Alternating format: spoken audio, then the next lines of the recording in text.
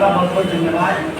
और मैं माफ़ी चाहता हूँ, प्रेस कॉन्फ्रेंस 1 बजे शुरू होनी थी, लेकिन आज हमारी यात्रा थोड़ी लंबी थी और रास्ते में कई जगह अलग अलग विधानसभा और ब्लॉक के जो आए हुए लोग थे वो स्वागत कर रहे थे। मंदिर जाना हुआ, मजारपुर जाना हुआ, गुरुद्वारा जाना हुआ, थोड़ी देरी हुई है, इसलिए मैं आपसे माफ़ी चाहता हूँ। दूसरी बात कि ये प्रेस कॉन्फ्रेंस हम लोग पलायन रोको नौकरी और यात्रा की तरफ से करते हैं रोज। और आज हमारे लिए बहुत खुशी की बात है कि हमारे राष्ट्रीय नेता और डिपार्टमेंट के चेयरमैन जी मौजूद हैं, जी मौजूद हैं, साथ में जो है हमारे प्रवक्ता हैं स्टेट के, नेशनल के और तमाम नौजवान साथी मौजूद हैं।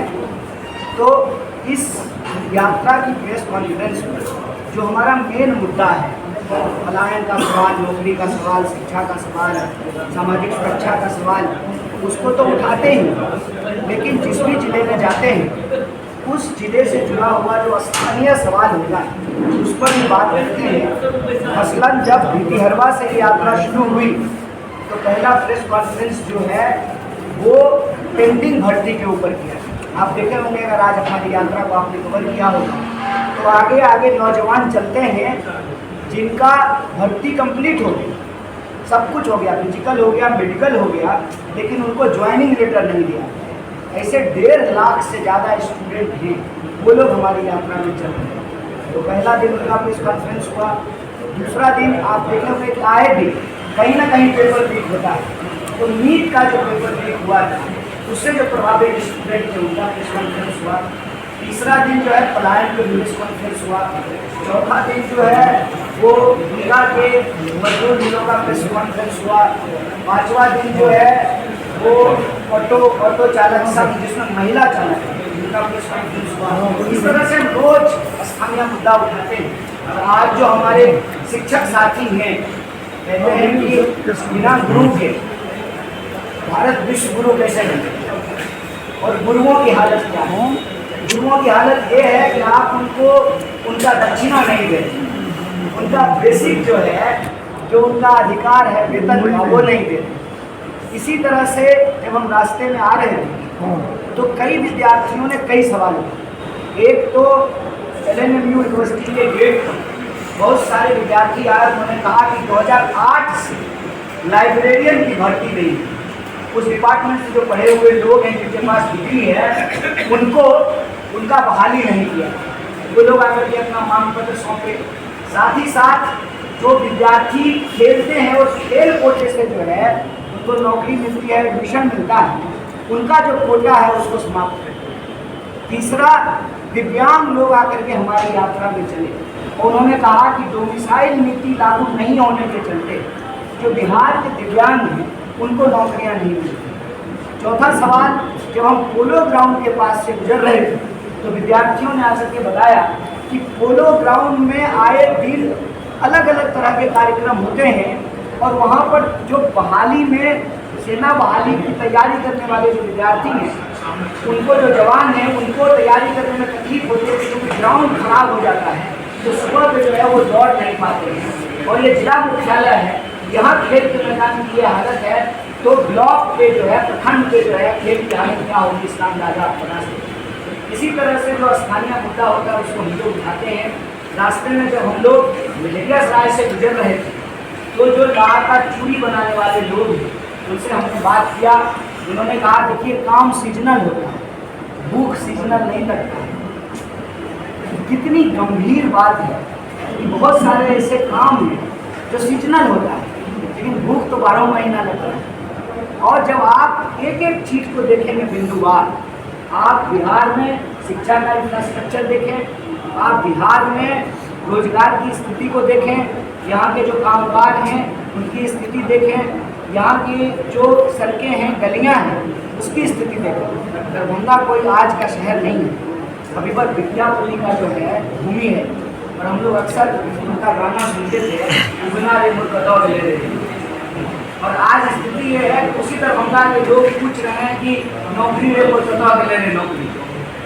और पलायन इतना बड़ा दर्द है, 2 करोड़ से ज़्यादा, ठीक कहा, 2 करोड़ से ज़्यादा लोग बिहार के पलायन दर्द है। सरकार दावा करती है कि सब कुछ ठीक हो गया, ब्रिज बन गया है, सड़कें बन गई है, बिजली 24 घंटा आ रहा है, सब कुछ ठीक हो गया है, तो लोग घर खुश हो रहे हैं। और ये खुशी में पलायन नहीं कर रहे कि कोई बाबा धाम की यात्रा नहीं है, कि कोई हज की यात्रा नहीं है कि हम पुण्य कमाने के लिए जा रहे हैं। ये मजबूरी में की जाने वाली यात्रा, ये पलायन फोर्सफुल है, मजबूरी में तो कोई नहीं घर छोड़ कर जाना।